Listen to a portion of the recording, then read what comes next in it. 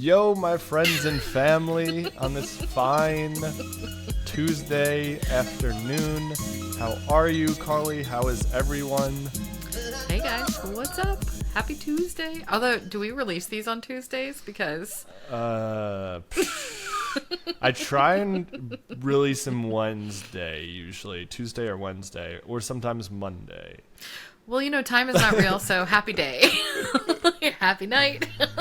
I let the inspired action tell me when to release them. Love that for us. Yes. And by that I mean when I'm inspired to have the time to be able to To edit our nonsense. and then release and put out, make all the stuff and I write up the little appreciate things. Yeah. I appreciate that you do that part. Because this part is fun for me. That part, not so much. So thanks for taking that on and putting No this out worries. into the world. So how are you? I'm good. I think if people watched our last episode, they saw we were both a little not high energy. Struggle bus? Put it lightly. I had a wonderful session with you. I've been taking more time, trying to be more mindful, trying to let the days be easier, and I've found more energy and ease naturally, which has been very nice. And one thing we kind of talked about in our session was me having a tendency to see life as a series of things that need to be done in a way, or as responsibilities or obligations to doing. And, with your help and a change in perspective and a surrendering, I think I'm moving beyond that, which has been really peaceful for me, I think is the word to use. Nice. It's been peaceful. Also, that's really fast. Like, you're shifting that so fast. That session was like 4 days ago, right? Well, that's a testament to how good you are as an energy healer. I think that's a testament. I mean, sure, thank you. And also, really, it's a testament to your ability to surrender and it's a testament to you, I think. You're like, I'm just the facilitator, but you do the work. So, good job. Thank you. Yeah. I think I'm not going to take credit for it because I can't. Well, neither am I. That's good. But I think, we've both been doing this work for so long that we trust it so much more. And I think that's the power that we've currently been blessed with. The ability to trust, okay, I can let this go and it will be okay. I can let this go and life will get easier and things will get smoother and clearer. I don't need these things anymore. I know how to release them to the higher. I know how to, stay in my high alignment to divine mind, not falling back into the old patterns or mind habit. And that's what it's about, right? Like, we've been blessed enough to be doing this work and having wonderful teachers, wonderful friends, wonderful energy healers to support us in that we can trust the process. Yeah. I love that. And, it's interesting. Before we started our recording here, I just finished with a client. And I love working with her because it's so easy to move energy, because she's been a student of this kind of work for a really long time. Like, she's in her 70s. And so she's been doing this since before, you and me added together have been alive, because she started like really early in her life doing it. And it's really cool because the way that energy moves when people are totally surrendered to what it looks like, what it is, what we're doing, how we're doing it, there's none of that personality body gripping. The energy moves so fast, and it's such an incredible experience. And I always love working on her because I'm like, ooh, this, we just pulled out a lifetime This of is chaos. coming out. That's like, coming hey, out. Whoa. hey, it's a lot of fun. And, it was really cool because, and I was thinking about this while we were doing it, it was like we did a bunch of like energetic surgery today, and it was like energetic, like organ transplants, right? And so it was, I don't know, such a fascinating experience. Like, I feel like for a while we have been doing like cellular upgrades and working with people's DNA and like, lifting the frequency of the structures of things. But I felt like this was the first time we did this like this. And it was cool because I got this really fun visual. It was like an energetic 3D printer of like a new liver and a new like uterus and ovaries. And then we worked with what are those things called? Tonsils. Like, those things in the throat. And it was such a cool experience. And it reminded me of some recent work by the guides talking about how everyone is, as we lift the frequency, how everyone is going to change on a cellular level. And I don't know, it was just cool. It was like one of those moments that, like, I don't even know how to describe it, but it's this like aha moment of, oh, they meant this like this, and also like, so both energetically and kind of like literally, I don't know. It was just so fascinating, like such a really cool thing. And it's beyond what I thought was possible. And I'm just so in love with that right now. Like, we're just so beyond everything that I ever thought was possible, and I love it. Yeah, no, that's such an excellent point. And I've been thinking about that more, us being beyond what's possible. Mm-hmm.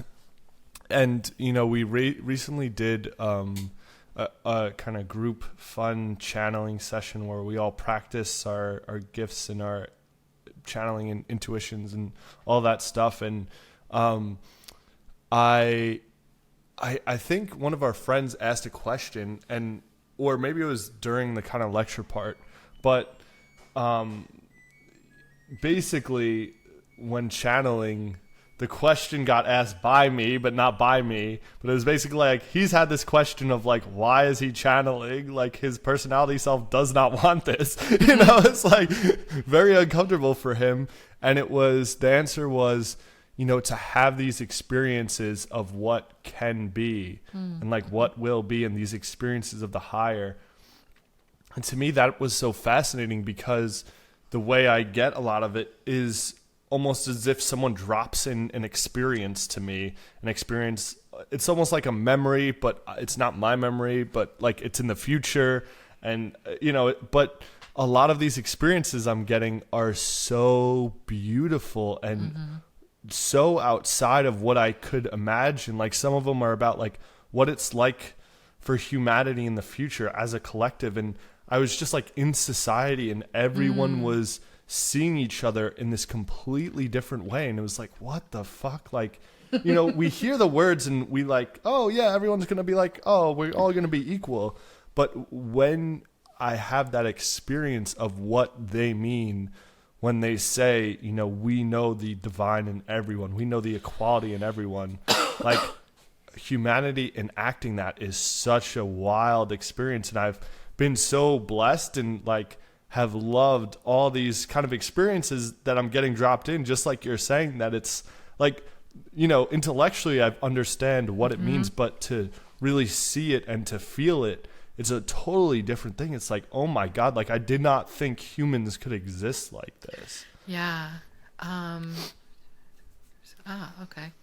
Yeah. So I can relate to that, the experiential nature of it, because I feel like that's a place that I find to be easy to go to when I'm doing energy work with people, because that's actually where we're working from, is that the future. I realize that sounds kind of insane.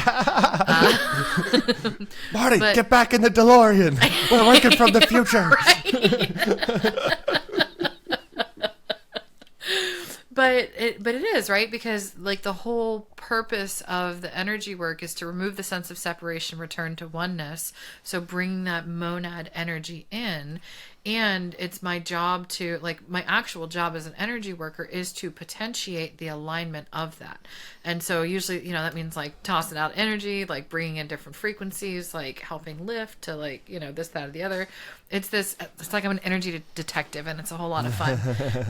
And I get to, did you ever read the, what was it? Oh, dang, I forgot the name of it. The Da Vinci Code. That's what it was. I actually didn't know. Oh. It's a good book, and they also made a movie out of it. In case you're feeling lazy, you can do it in 2 hours instead of like however many it takes. But it's cool because they're like solving all these really complicated puzzles to get to like the core of the mystery. And I kind of feel like that's what I'm doing in like a really fun kind of way.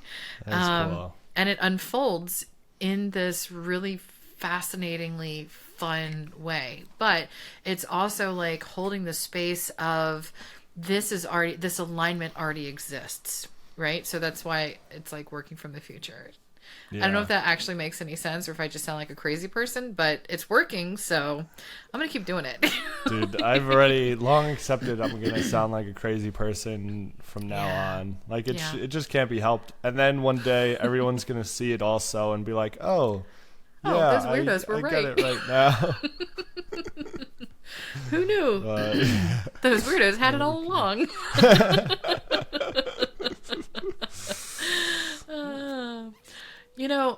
I'm glad you're feeling more energetic. I also am feeling more energetic. I think it was the same day as our session, but I like woke up that day feeling more, I don't know, lively than I had in like weeks.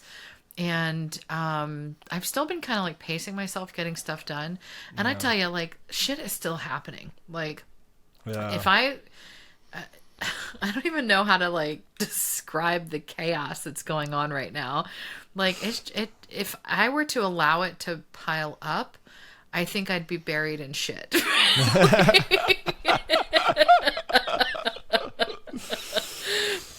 I don't know how else to describe it. But it definitely has been. But, I was thinking about it, the same client that I was working with that we like rebuilt her body. I'm like, oh, look, now you're like in a 20-year-old's body. Great. I'm so excited for you. But, we were talking about, we're both reading the Book of Innocence right now, which is Paul Selig's newest channeled book and the second one in this last trilogy. And I feel like, kind of like Paul always talks about how when he read the Book of Alchemy, it like really changed things. It was really challenging and like basically shit hit the fan.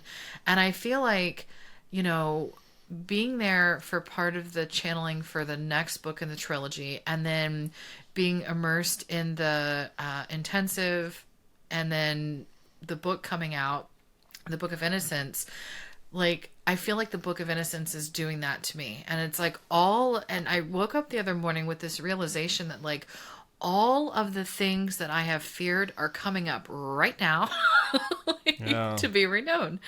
And I was like, holy shit. Like, this is great. And like my personality body is like kicking and screaming like, like this is not great. This is a giant shit show. There's so much to do because there is like the amount of stuff to do that is requiring attention as a result of all this stuff coming up would have been very overwhelming to me in the past. And now I'm just like, all right, cool. Like, taking my time. Here's the next thing. And then when something comes up, I'm like, yep, okay. And it's interesting because, sometimes it's taking me a day or two to appreciate the gift in the garbage, as I like to call it, or to appreciate the opportunity for re-knowing something. But I am coming to those conclusions a lot faster of, oh, this is just part of this. And, oh, okay, this is just another place where fears are coming up.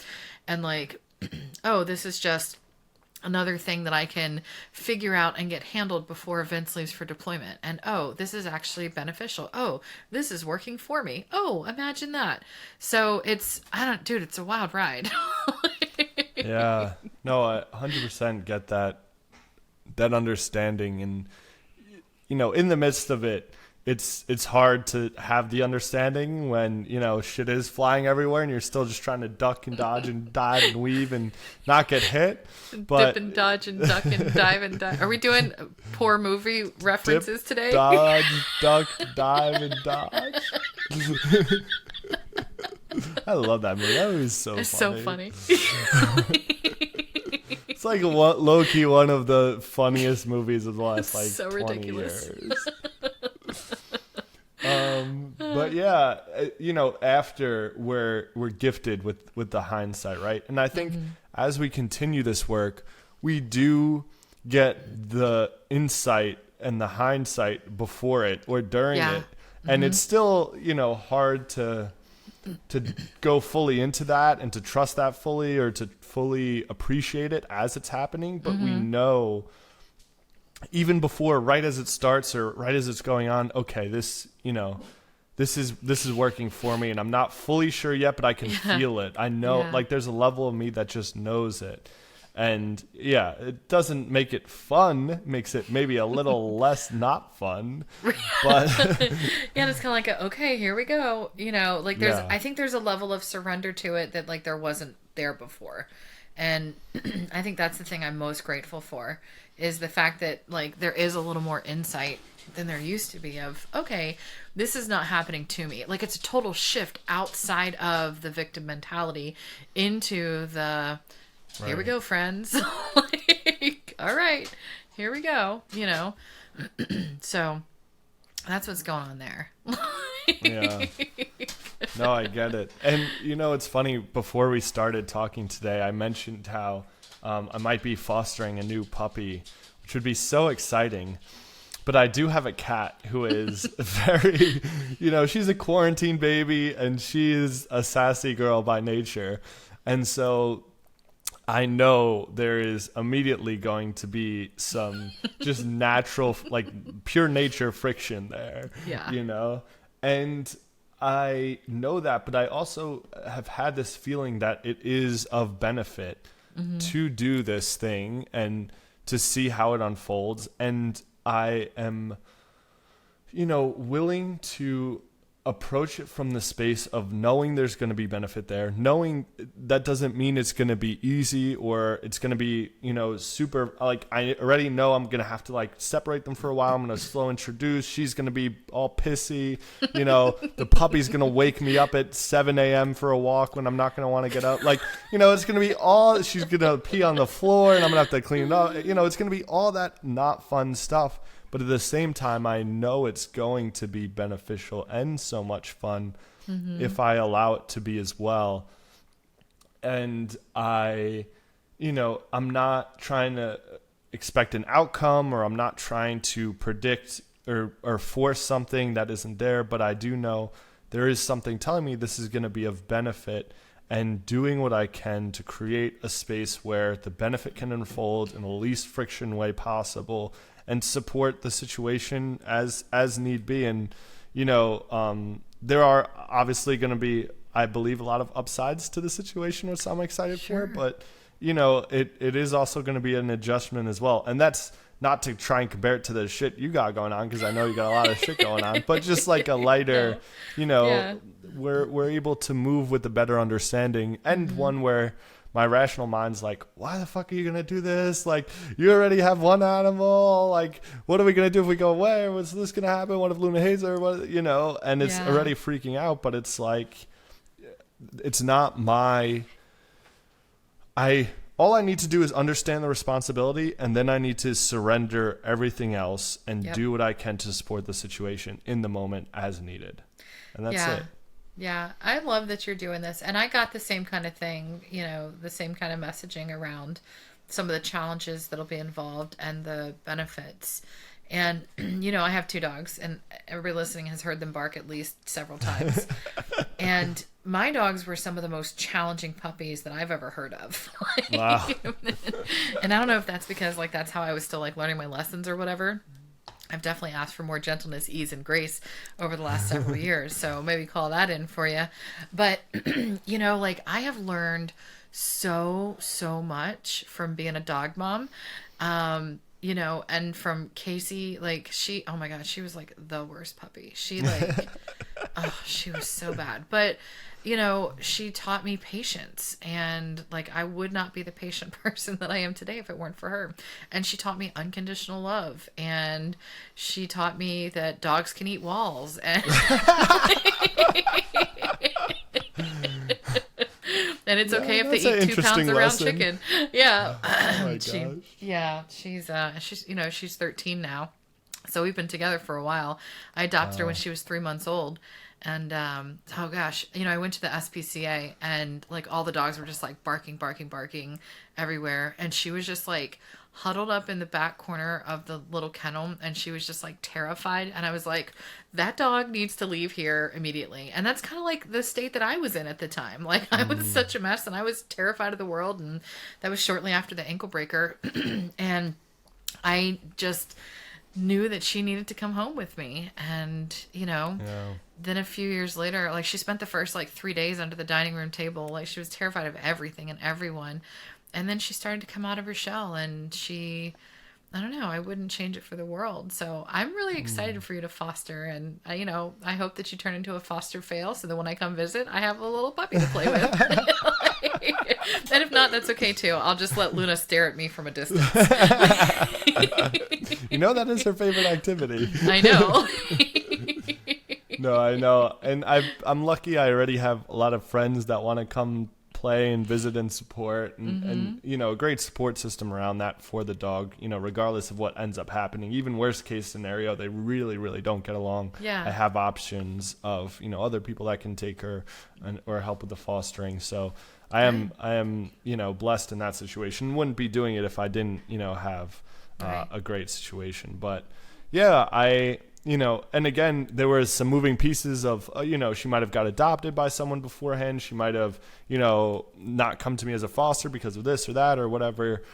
So, I just try to surrender that as well. And I've been getting good feeling around it. And it does feel exciting. And she's one where, we held her, like, we were just driving by and they just had all these puppies out. And I was just like, puppies! Now, and Lizzie just like skirted and like just threw the car and parked on the sidewalk, and we ran out.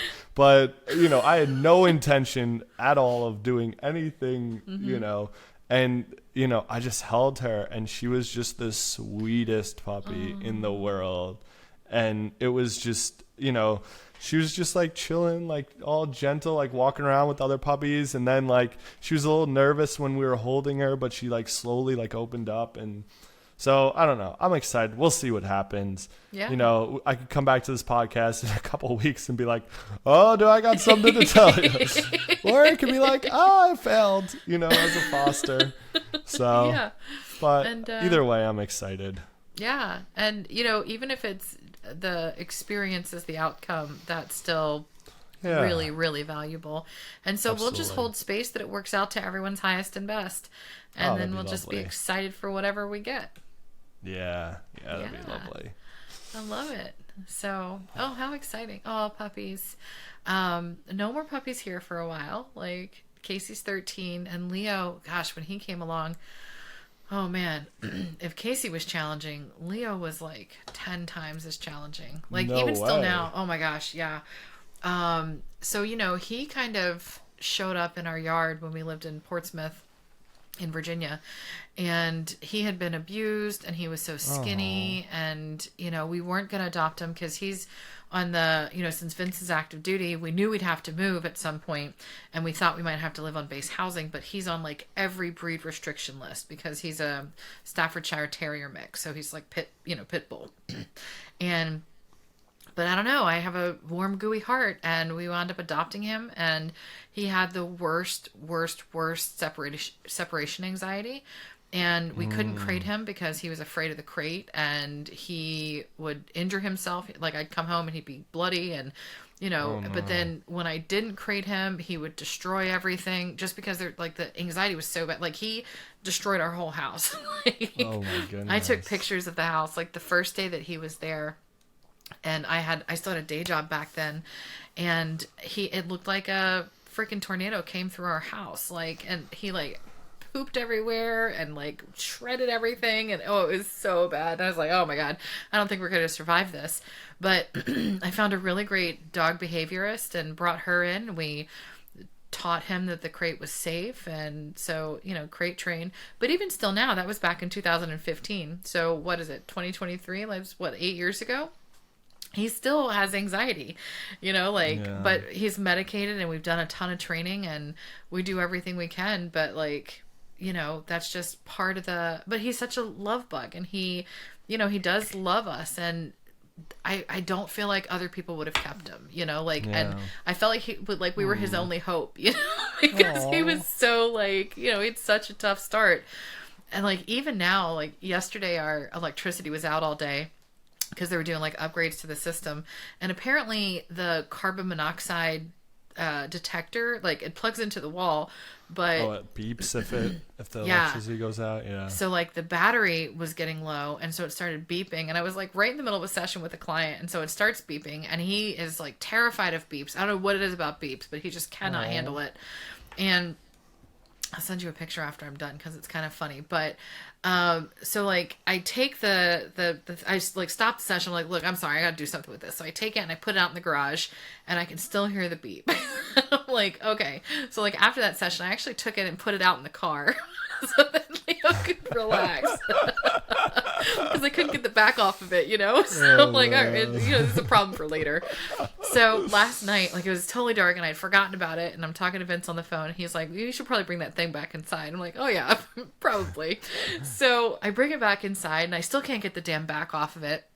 And I wound up like opening the door to let the dogs out, and Leo bolts out of the door. Like, the beep popped up. He bolts out of the door, runs to the back of the property, and it's raining, of course.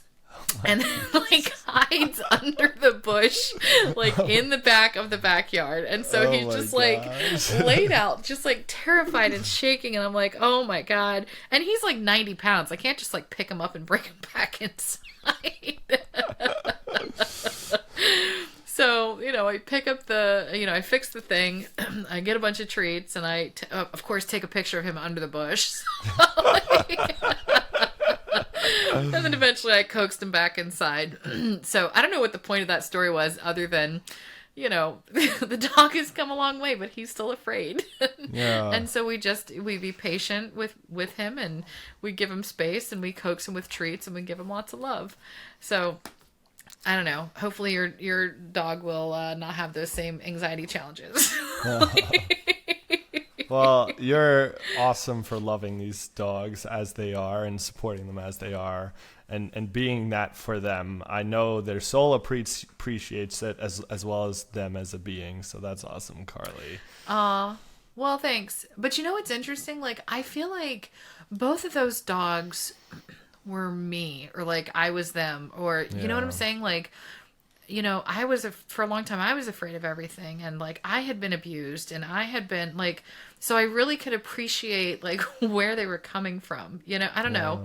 But it's been just as healing for me as it has been for them. I think it's been a really mutually beneficial experience, even though it has come with a lot of challenges and a lot of emergency vet bills and like a lot of really, really, unfun kind of things that have come along with it. Like I wouldn't trade any of it for the world, because it feels like the right thing and the right place and the right, family. I don't know. Yeah, no, absolutely. That makes 100% sense. And Luna's very similar. She had a bad experience where when she got spayed, she got like a bad infection and her whole abdomen swelled up really bad. And she was in a lot of pain afterwards. And she was traumatized, like honestly, after that surgery, because before she never had any of these anxiety problems or anything like that, and afterward, like she was screaming coming out of the vet.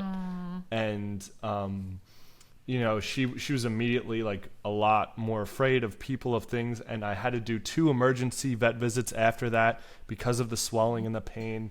And she really developed some anxieties from that and some trauma from that. And so I've, had to support her in seeing these things and moving beyond it, as she can, and helping her grow in certain ways. And still, I've had a girlfriend for almost a year now, and she's still like wary of, her when she comes over, and she's slowly, warming up to her, and we'll sit next to her and let her pet her when Luna feels like it, but I think it is interesting because, like you said, it has been a journey for us both, and I've learned a lot from her healing and how to support her, and there are similarities to how I was in the world, and I mean, they are a good mirror in a lot of ways. Like, it's much more clear to see, like, okay, she had this bad experience, and now, like, she's, to use your example, like, Leo's afraid of a beep, and how much in our life do we instinctively get afraid or tense up or go to that reactionary or bad state from something that happened years ago that, we have not realized we're safe from, and in this moment, and how much better is our situation, or how much more support and love do we have, or we deny ourselves entry into the good from a lot of this old trauma. And I always think back to an example, and I wrote about this in a book I wrote, where Luna was so afraid to like sit out on the balcony. Like she was so afraid of the outside. Like I would try and bring her out, and she'd just be like curled in the corner, like terrified, and I like felt bad. But I slowly did it more and more and more, and now it's her favorite place to go. She loves sitting up on the balcony. She loves feeling the wind on her face, laying in the sun, being able to like look out at everything and be nosy, and it's like, how many of us do we not step into the kingdom, not step into what reality is, because we're so afraid of what might be, where if we only allowed ourselves to actually be there for a moment, to let go of these old traumas, these old fears, would we find we're in this beautiful place with this wind blowing and the sunshine and, purview over the world. And so it is, they offer a lot of support to us as well. Yeah. Two things. Number one, do you have a harness and take her on walks? Because I would love that for her if you do. She does not. She cannot wear. I put a harness on her. She immediately flops onto her side and just starts meowing. I have a video of me. I put the harness on her and I put the leash and try to get her to walk. Not only would she not stand up, but she just made me drag her around the floor, and she just laid there like meow, meow. As I dragged her around the floor. She was like a little mop. So, but I take her out onto the balcony, and she loves that. I love it. That reminds me, we got shoes for Leo because he, before our first PCS from Virginia to California, so PCS equals move. That's a military term for move. He, my dad was helping us, work on the house so that we could rent it out. And, Leo's terrified of everything and everyone. And I don't know, my dad, he looks kind of scary anyway. He looks like this big old mountain man. And I don't know, Vince and I had to go out and do something, and Leo wound up, Dad spooked Leo. Leo took off and ran for miles and miles and miles and miles. Somebody spotted him miles away from the house. He came back eventually, but he had really injured his hip, and he ran the pads off of his feet.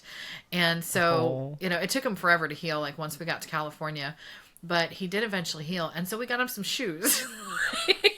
Because we were if he runs off and he's got shoes on, then no problem, right?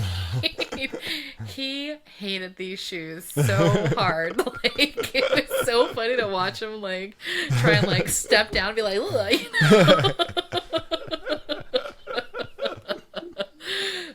That's not the other thing I was going to share. I forgot what it was, so apparently that wasn't important. Apparently you needed the story about Leo wearing shoes. I love the Leo shoes story. I think we all needed that.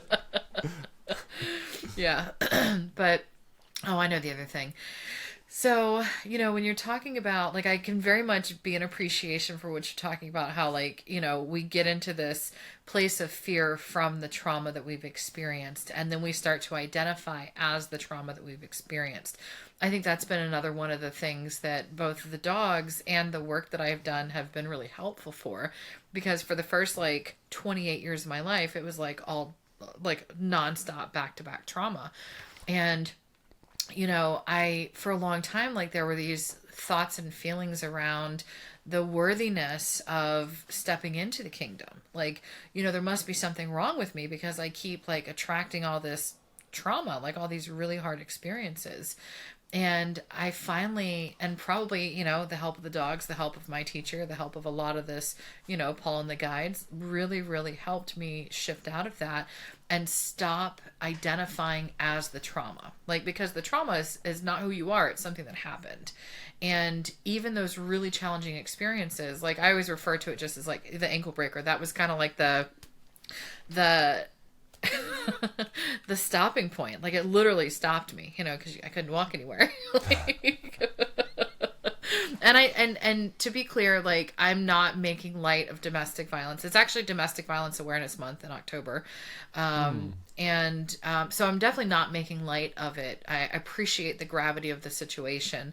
But I also can appreciate all of those things that happened for what they were. Like, yeah, they were really, really challenging experiences, but it was also a catalyst for me to step into the person that I am now, to step into the truth of who and what I am. And I am not, I mean, on one hand, I am the person who has experienced abuse, but I'm not the abused person, right? Yeah. Like, there's a difference, and one of those is a really powerful place to be. And it took me a long time to get there, but I have a lot of appreciation for even those really challenging experiences, because it really very much forced me into the acknowledgement of, okay, first off, shit is not going well in your life. It's time to change some stuff. And also, you can move beyond this, and you can heal from this, and you can have a different experience. Like, look at my life now. It's so fucking good.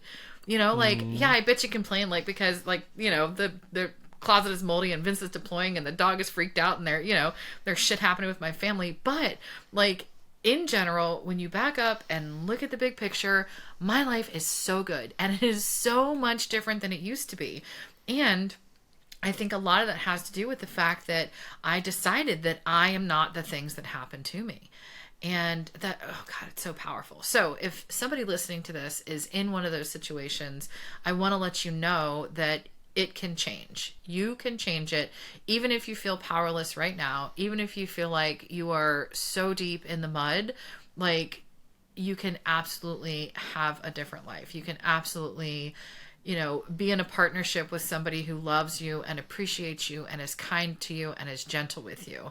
And, if you're in a bad financial situation, that can change. Like, no matter what the circumstances are right now, if it's not something that you love, it can all change.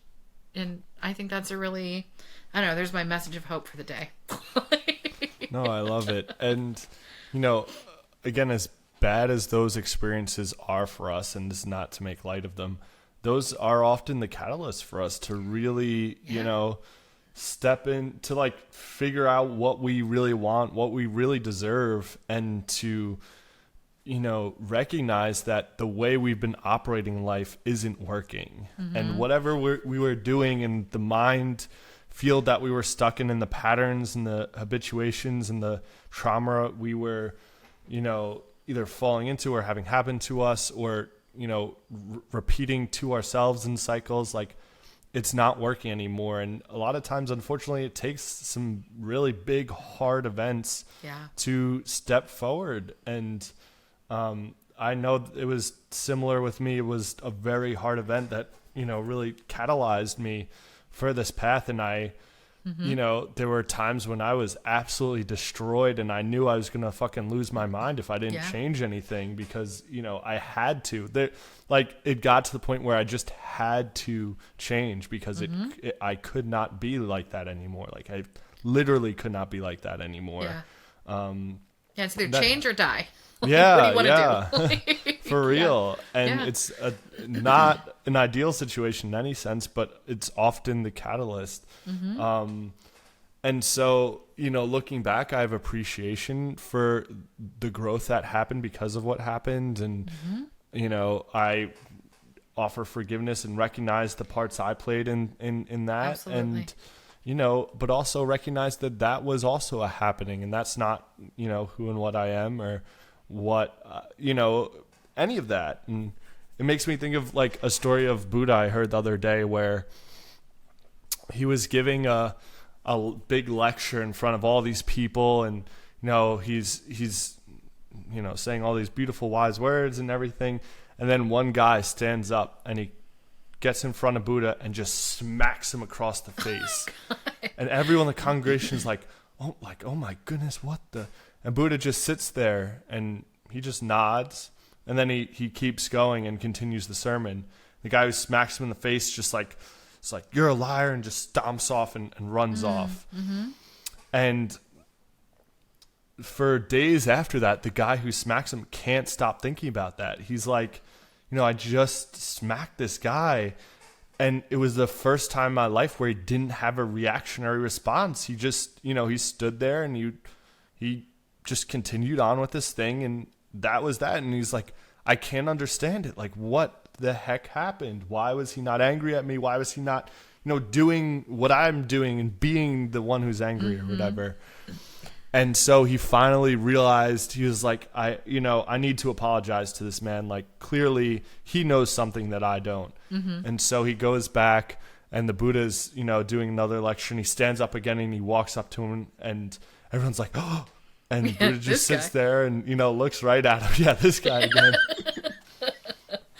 And he says to him, he's like, I am so sorry for what I did. Please, offer me forgiveness. Clearly you're wiser than me. Like, I need your forgiveness. And Buddha looks around, and the man's really worried at this point. He's like, holy shit, did I like slap like a holy being? Am I going to be like outside of, the heaven now? Am I, is my life over? Going to hell. Yeah, going to hell. Like, I need forgiveness now. Like, I clearly really did something wrong. And Buddha just looks at him and he goes, forgiveness, who is there to forgive? You're not the person who slapped me days ago, and I'm not the person who was slapped. Neither of those people exist anymore. If you find them, let me know, and they can offer you forgiveness. Maybe they can forgive each other. But it's just like such a beautiful story of like, we're not the people after we grow that made those mistakes. Like, the growth is a totally new, different person. And each moment we're made new again, and if we allow ourselves to be made new again. Okay, this is the rug that ties the room together. So, what? Yes, I always get so excited when this happens. Like, it happens every time, so I don't know. It's still fun to be excited. So at the beginning, we were talking about the session that I was doing and how the guides have been talking about like cellular regeneration, like that's happening on so many different levels. Like, we're regenerating into the truth of who and what we are, and we're leaving behind the distortions and the fear that led to the challenges and the traumas and the person who smacks the Buddha, right? And allows us to become and to step into, it's not become because we already are it, but it allows us to allow the truth of who and what we are. How about that? I love it. I love that too. It's a beautiful rug. Such a good tied rug. The whole room together. Ooh, you know how else that ties the room together? Because that's totally a reference from The Big Lebowski. And we had some other poorly done movie references earlier. What are you even going to call this one? It's like dogs and movie references, and cellular regeneration. It's a long title, but yeah, you can workshop it. Glad that's your job in that duck, line. dip, dive, and dogs. I'd click that. Oh, I love it. So I feel like the time has come. I was thinking the same thing. I just pulled out my cards. I love it. We're always on the same page, which is probably why we work so well together doing our podcasts. Yeah. Might be some relation. Might be. Who went first last time? I did. Okay. Yeah. All right. Do we have a question? Last time I pulled a card of energetic movement, and I am feeling more energetic. I feel like I'm on the upswing, but I don't know if I'd say I'm Mr. Energetic Movement right yet. Oh, I realized two things. Number one, I realized that the card that I pulled last week was preemptive, because it was something about repairing the veil and forgiveness. And then later in the week, I had some family stuff come up and have very much had to practice forgiveness and repairing the veil. And I also realized there was a question that I had asked Paul and the guides, and they had the answer. Part of the answer I didn't understand. And it was about, it was the day that I was like crying a lot and then I puked energy. And then my question was, what the fuck? I'm like, I can't stop crying. What the fuck? That was the question. And part of the question was, I can't handle more. And what I thought at the time and what other people offered to me was like, oh, your schedule's too busy, this, that, and the other, blah, blah, blah, blah, blah. But what I realized is that it was actually about the small self knew that as I claimed more of the truth of who I am, shit that I was afraid of would come up to be reknown. And ever since I started reading the Book of Innocence, stuff has been coming up to be reknown in waves. And that is the component that I asked about. And that was the component of I can't handle more. But that was the small self sphere, and I absolutely can handle all of this. And now I kind of feel like Captain Dan, like at the, the part where he, after he gets used to not having his legs and he's on the boat and he's like, what do you got? Bring it on. Like, so not that it's a challenge to the universe, but I'm here for it. I like it.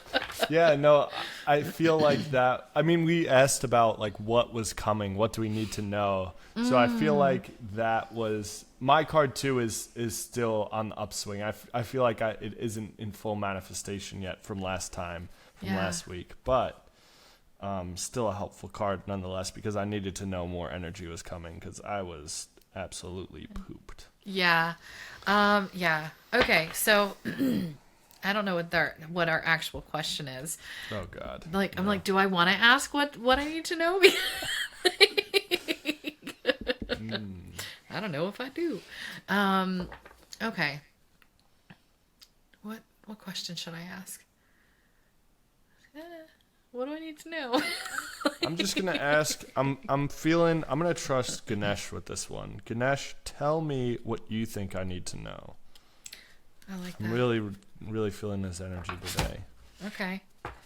Wait, who goes first? Me? Yeah. Yeah. Okay. I'm like, do I really want to use this deck today? Sometimes it really kicks my ass, and that's one of the things that I really liked about it, is that it calls me out on my shit. But I'm going to ask the same kind of thing. Just show me what I need to know here. About whatever. Because as we've learned, it all becomes clear at some point. Yeah. Okay. Ooh, it's fun because the heart fire kicked on. Oh, okay, fun. So the card, and I feel like this came up recently too. I don't know if it was in cards that I pulled for myself or one of our podcasts, but it's Unmarked Trail. It is the card of revelation. Okay, Wait, so can you hold it there for a sec? Mm-hmm. I like it. So first off, I like the color of it. Green is always like, I associate that with heart energy. The Unmarked Trail too. So really, like, the first impression that I get from this is that I can't prepare for what's coming because what's coming is beyond anything that I know. And so I think the advice here is just relax and allow. So it all ties back to surrender, be in appreciation for what comes up, get into the flow state, and move from inspired action. And there are going to be some realizations along the way. Like today, I feel like we've had a ton of realizations as we, you know, like, which is a whole lot of fun. And I think that's key here too, is that even though like some of this stuff looks yucky in the physical realm, like have fun with it, because I feel like anytime we can hold it lightly and not take ourselves or our situation too seriously, I feel like it's a whole lot easier to move through. Yeah. And you know, this coming week, there are definitely some challenging things on the docket, and that's okay. You know, it doesn't have to be, you know, the funnest stuff, but I can make it less unfun if I really surrender to, there are so many things that are outside of my control. There's nothing I can do about it. I'm along for the ride.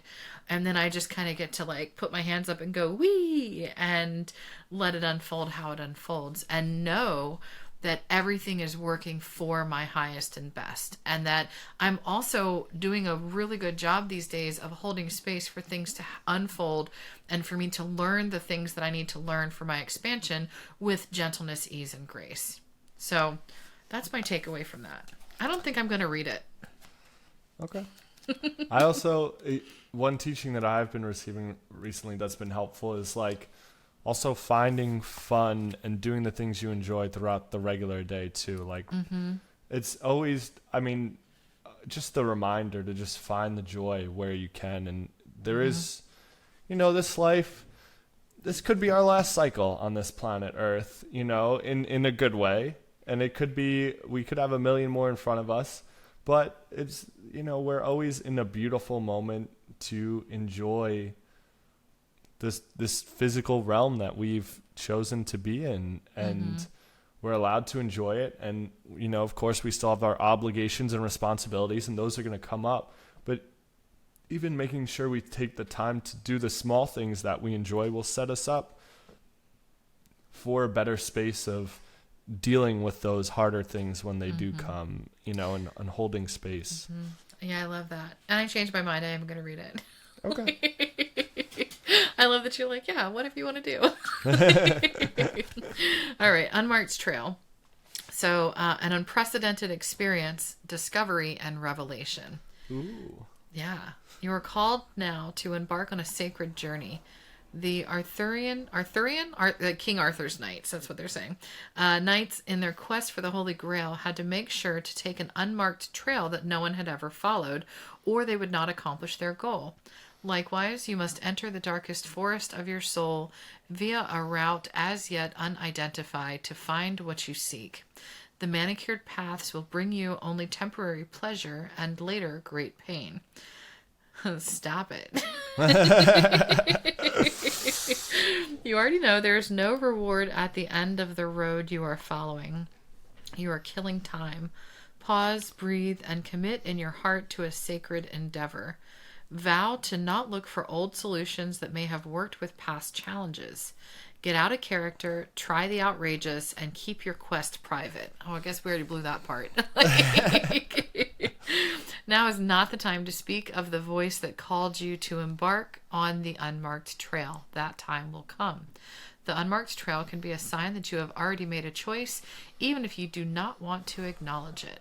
Be at peace with what your heart knows to be true. Your heart has already been made up, and your mind will follow. Pack lightly, taking with you only essential beliefs that you know to be trustworthy under all circumstances. The universe has your back. That's a good one. I love it. I love it. That is a great card, and I feel some alignment there to me as well. Some of that. So I appreciate you. I appreciate you pulling that card, and it's a good one. I think that's an exciting one because it means you can now tread your own path with a lot of these things. And as you do and hold this new alignment that treads a path in itself, you're going to find new ways, new solutions to things. That's going to be exciting. Yeah. And it feels very much in alignment with the world made new, which is like, that's what we're doing, And I appreciate the reminder that just because I've done some of this stuff before doesn't mean this next time is going to look anything like that, because it's not, because it can't, because, well, we're not the same person that got slapped, Yeah. or did the slapping, whichever side of that we were on. So right on. Yeah. Oh, look, it tied back together again. We got a lot of rugs here today. All right. I'm going to go now. What do you want to tell me, Ganesh? Whatever you want to let me know for my highest and best. Oh, wow. I get this card.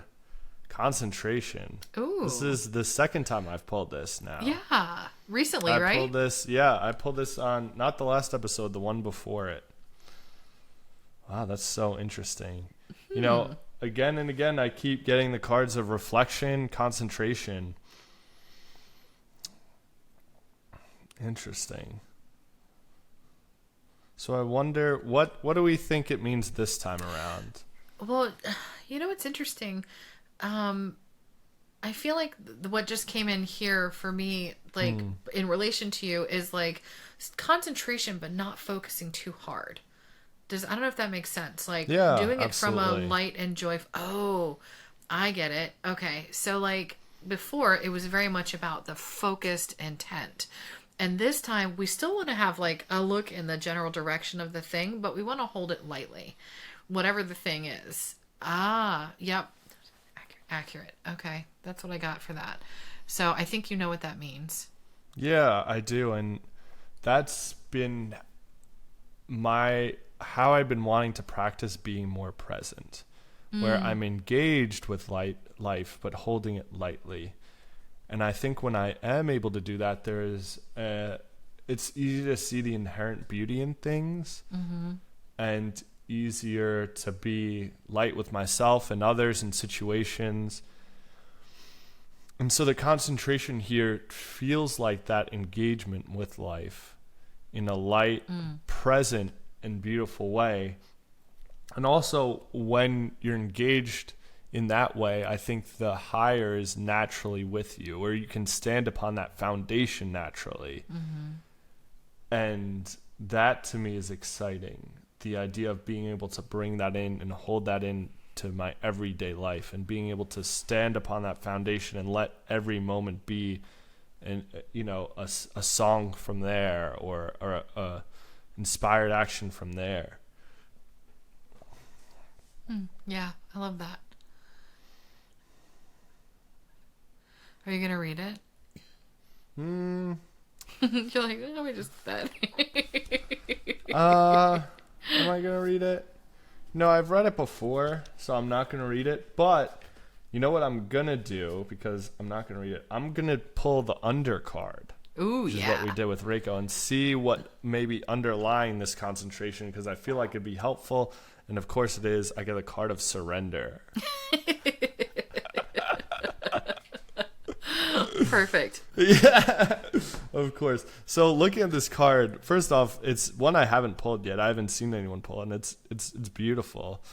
But I think this is such a wonderful companion to the concentration card, because I think when you're in that level of concentration and in that level of resting awareness, as it's called in like mindfulness, Buddhism, meditation practice, there is an inherent surrender, because you're surrendering to whatever the moment gives you, right? Like, you can't be in your judgment mind and in that presence. You can't be worried about that future and in the presence. And so when you're, and we have the little rat companion in both. Oh, that's so interesting. What does the rat represent? As an animal, just off the top of my head, it seems like a little companion. But I think mice and rats, when I think of them, I think of like a diligence, almost, and a bit of intelligence, I think. And in the concentration card, the rat is looking up at the work as well, and is almost like wants to join in on the work, and and has his focus on there. And then the surrender one, the rat is laying back and is sleeping, and is in the relaxation as well. And so it feels like a companion on the path, and that can be a companion the higher, maybe a little animal companion, we can see. Maybe both. Yeah. So this thought just popped in. It could be totally wrong, but are you Ganesh or are you the mouse? That's so interesting. I think it's about Ganesh being the doer and the mouse being the companion, or me, my small self, maybe being the companion. Where, he knows what work needs to be done. He knows when it's time to relax and surrender and let the lotus be, and let the energy align, and the companion follows his lead, and is the rat is intent and interested when he's doing the work, and has a part to play in it, is excited to see what happens, and then when it's time to surrender, he rests right next to the higher, and surrenders alongside with him. So you're both. Oh, how fun. I'm the allowance of the higher and the movement with it. But yeah, I like these cards together, and there's so much visually that's in alignment with them. And there's a literal rug in this one that he's laying on. So that literally ties the room together. How perfect is that? Well, sounds like we've got some unmarked trails to travel. And I love that for us. So I think this is good. This is good stuff. So I would like to say thank you to all of our bajillion D listeners who love to tune in and spend time with us. It's always our intention. We set an intention before each of these that we record, and it's always our intention to be of service to the highest and best of everyone who listens. So we hope that you has been beneficial for you in some way, and that you have received what you need from it. And if that's the case and you enjoy these, please do make sure that you share it with your friends and your family. Yes, I said that intentionally. And make sure that you like it, subscribe it, give us some comments. We'd love to have your feedback. We're not super structured, but if you have something that you'd like us to talk about or something you'd like us to pull about, then we would love to offer that for you. And what else, Tom? Absolutely. I think you got it all. Yeah, do the things. We appreciate you very much for being here with us. We know you influence the show just by listening, just like the waves and the particles and all that fun stuff. So we appreciate you, listeners. And yeah, come back again. We've got more on the way. You can find out what happens with all the fun situations. Spoiler alert, it's all going to work out. Yeah. Yeah, we're not very good in that respect. We kind of, it's the TV show where it's like, and everything works out in the end. Yeah. Hey, I like the movies that I know everything's going to work out. It's just like I love a good romantic comedy. I know how it's going to end. I know the plot. I know how it unfolds. I know there's going to be a challenge. And I know at the end they're going to kiss. I get it. Yeah, so there's that. So, Tom, as always, it is a joy and a pleasure. I love that we get together and do these and spend time mashing our minds. Look, that's a little more aggressive than what actually happens. You get it. It's a visceral image. But yes, I do agree. I like the mashing of the mind. So, we'll do it again soon. Appreciate you. Peace, everyone. Bye.